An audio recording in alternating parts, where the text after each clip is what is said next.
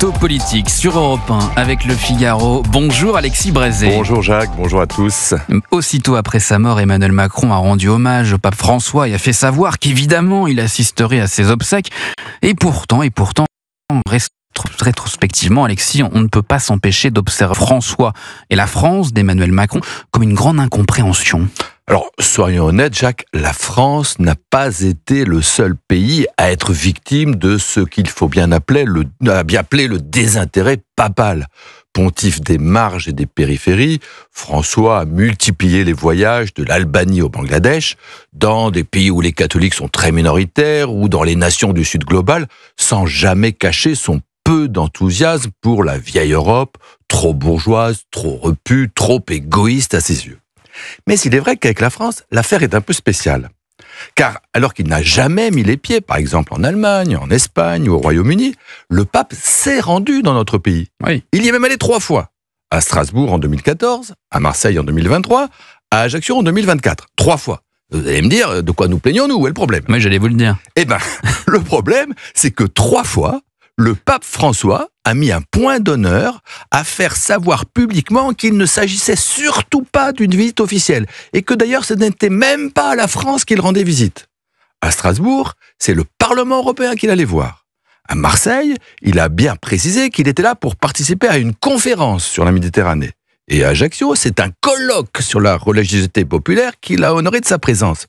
Il faut bien avouer que cette obstination à nier l'évidence a quelque chose de délibérément vexant. Mais vous pensez, Alexis, qu'on peut dire que François n'aimait pas la France? Alors, c'est vrai que par rapport à la francophilie affichée par ses prédécesseurs, Benoît XVI, qui parlait un français admirable, Jean-Paul II, qui est venu 11 fois dans notre pays et qui a déplacé des foules innombrables, le contraste est saisissant.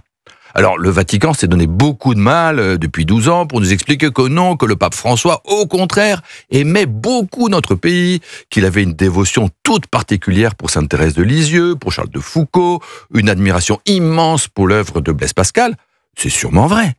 Enfin, il n'est pas impossible qu'une certaine arrogance française lui ait inspiré un sérieux agacement. Et puis, il y a aussi des raisons politiques qu'il ne faut pas négliger. Alors, on nous a parlé de la laïcité. Bon, il me semble que depuis 1905, le Vatican a eu le temps de s'habituer à cette bizarrerie française. Non, les réformes sociétales diamétralement contraires à la doctrine catholique sont un motif de brouille beaucoup plus sérieux.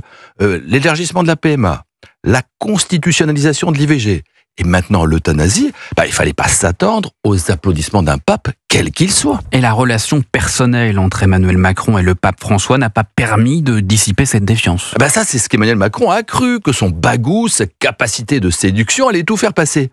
Vous vous rappelez, Jacques, les cris de joie à l'Élysée après sa première audience officielle au Vatican en 2018 ? Ouais. La rencontre avait duré 2 fois plus longtemps que prévu. Le pape et le président, rendez-vous compte, s'étaient tutoyés. Chose jamais vue, ils s'étaient séparés sur une embrassade. Bon, apparemment, le pape François, peut-être parce qu'il n'appréciait pas tant que ça qu'on le tutoie ou qu'on l'embrasse, n'a pas partagé ce bel enthousiasme.